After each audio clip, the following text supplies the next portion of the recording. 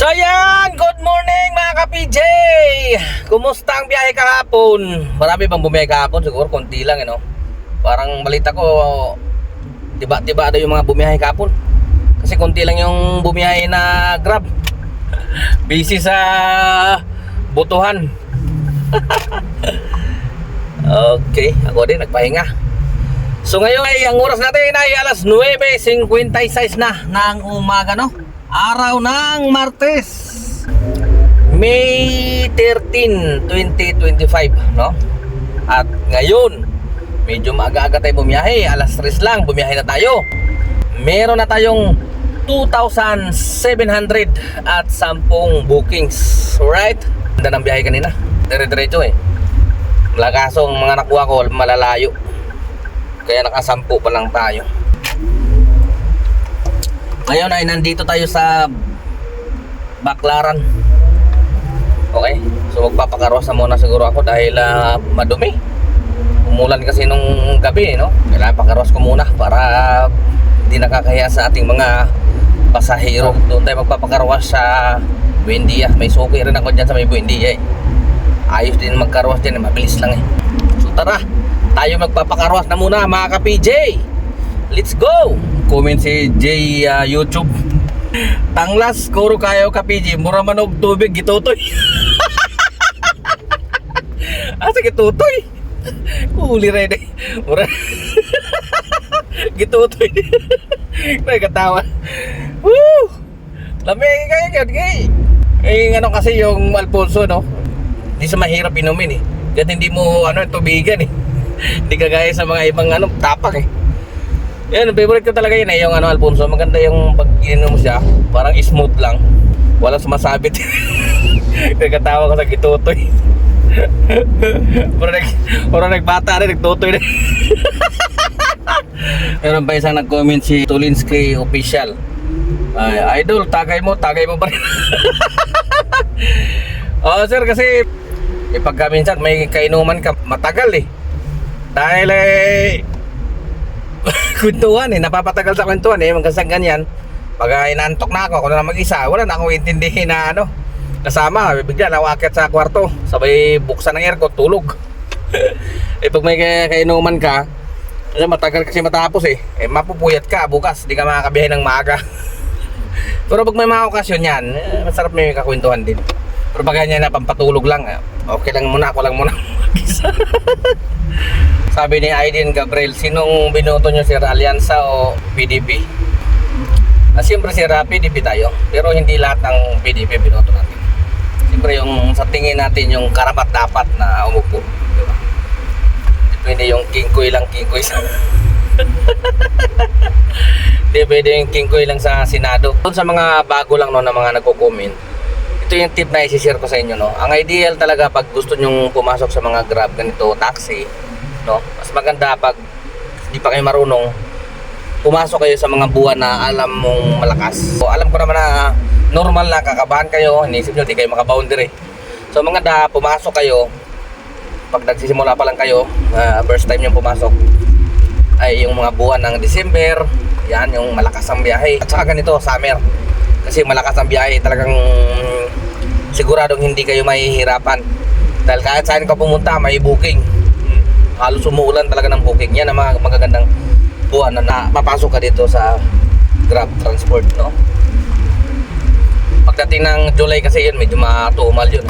Maganda kasi pag dire-diretso lang yung booking, di ba? Hindi kayo matatakot na mawala o maligaw kasi ang booking na magtuturo sa inyo kung saan pupunta, saan pipikapin at saan ihahati, di ba? Yan, mas maganda pag nag-apply kayo April saka December.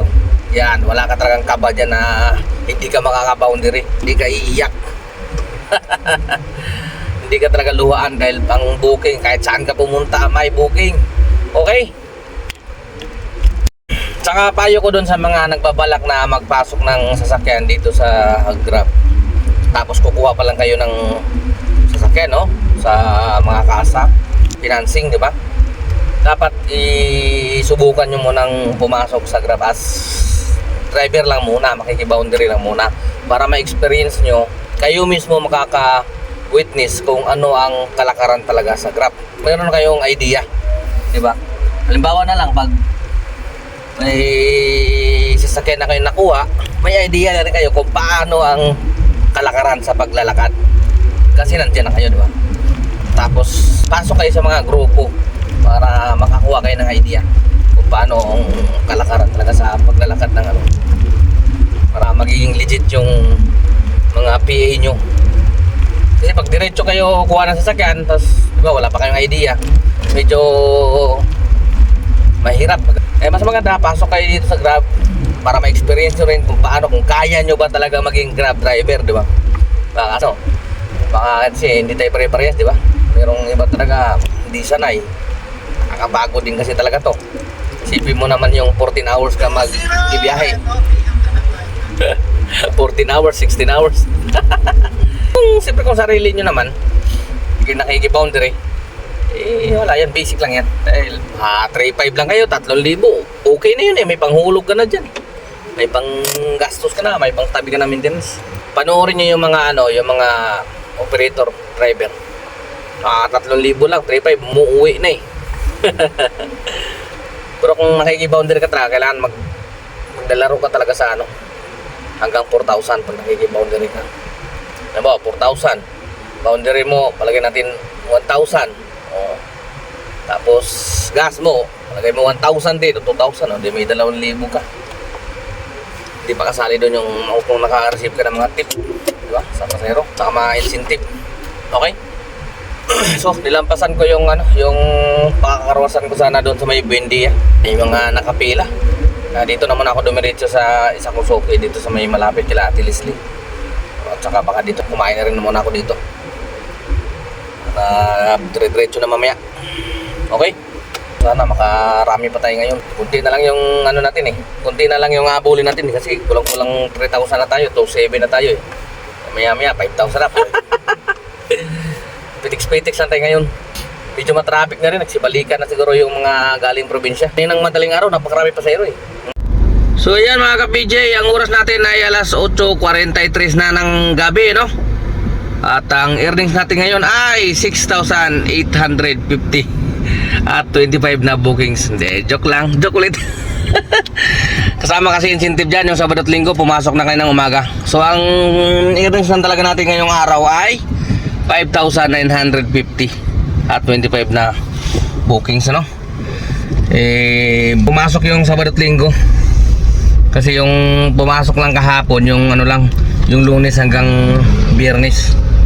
Tapos yung GrabPit, humiwala yung sa Sabado at Linggo. Ngayong araw lang pumasok, kaninang alas 10. Alright, so nandito na tayo ngayon mga ka-PJ sa 20 Reales, Valenzuela. At ito yung Minimart. Ito tayo sa may malapit sa Skyline. Alright, so ito na. Rolling na tayo pa uwi mga ka-PJ. Para makapagpahinga na. Bukas, coding natin, At yun na nga. Pahinga naman tayo para makabawi tayo sa lahat ng pagod natin sa loob ng 1 linggo. Alright? So, ayan mga ka-PJ, nandito na tayo ngayon sa Valenzuela. Nakakuha tayo ng pasahero papunta dito. Galing doon sa Grand Central. Bali 466 seater. Yun nga lang lumakas yung ulan kanina. At yun, nagkanda traffic. Yun talagang kalaban natin mga ka-PJ. Pagka hindi lang motor ang problema pagka tagulan na. Tulad ng mga June, July yan, tagulan yan, So hindi lang motor ang nagkakaproblema pagdating ng tagulan, lalo kung maraming baha sa mga lugar, siyempre hindi naman natin pwedeng ilusob yung ating sasakyan, sa baha. Baka tumirik tayo, di ba? At yung malamang yung bibigay sa atin dyan, pag niluso mo sa bahayan, yung mga pangilalim, siyempre yung mga lalagyan ng diba? Mabababad sila sa tubig ulan. Mga wheel bearing yan. Tutunog ka agad yan. Tapos ang masakit pa dyan, dito kasi sa Grab, hindi siya katulad sa taxi na habang tumatagal kayo dyan, naipit kayo sa traffic, lumalaki yung metro, dagdag yung pamasahe. Dito sa Grab, fix yan. Kahit ilang oras kayo dyan matenga, wala na. Hindi na madadagdagan yung pamasahe kasi naka-fix na yun eh. Once na nag-book yung pasahero, lumabas yung presyo kung magkano, yun na yun. Kahit naibit pa kayo ng 10 oras dyan dahil hindi kayo makakatawid dahil baha na, ayun na yun. Iyak ka na lang talaga. Lalo kung hindi naman makakababa yung pasahero mo din dahil taas ng tubig, di ba? Tsaga talaga kayo. Ay, naka. Siguro malapit na tayo magtatagulan dahil tuwing gabi na lang umuulan eh. Bagay, May na yun eh. Ilang linggo na lang, 2 linggo na lang, ano na, tapos na yung buwan na May. Grabe pala daw yung kitaan kahapon, ano? Ganda ng kita ka ng tropa kahapon, yung mga bumiyahe ng ano, ng mismong halalan. Nung Lunes, grabe ang mga earnings sila. Kunti lang bumiyahe, siyempre yung iba nasa probinsya na, yung iba naman nagpapahinga dahil ano eh, butuhan eh. So ito, malapit na ako mga ka-PJ. So maraming salamat nga pala sa patuloy nyo pagsubaybay sa akin, ano? Sa walang sawang pagsuporta. Huwag tayong sumuko sa buhay. Kailangan na mangarap tayo. Darating ang panahon na kahit pa paano guminhawa man lang tayo, di ba? Magbubunga lahat ng mga paghihirap natin, pagsisikap natin, no? Kapag kumita, tabi talaga, magtabi. Kasi hindi natin masabi yan. Hindi tayo habang buhay malakas. Darating at darating sa panahon talaga na manghihina tayo, no? So, nandito na nga pala ako mga ka-PJ. Ito na, nandito na ako sa aming gate. So, ingat na lang sa mga nagbibiyahe, no? At bibiyahe pa lang. God bless sa inyo lahat. Ka-PJ nyo, temporary signing off. Siguro, Kumira lang naman ang katamaran ng aking kamay. Gumalaw. Pero